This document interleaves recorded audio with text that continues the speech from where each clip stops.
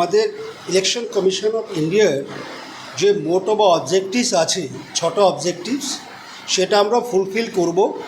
যেমন first objective হচ্ছে no inducement, no intimidation, no violence, no booth capturing, no booth jamming and no source jamming. এই যে 6টা যে অবজেক্টিভস আছে তার উপরে আমরা কাজ করছি। এটা করার জন্য আমাদের যাবতীয় যা করার দরকার, আপনি arms, amination, bombs, illegal arms যাই বলুন, আমরা সব টাচে আছি এবং আমরা চেষ্টা করছি ম্যাক্সিমাম এগুলো রিকভারি করে যাতে ইলেকশন কমিশনের যে অবজেক্টিভস আছে সেইগুলোকে আমরা ফুলফিল করতে পারি।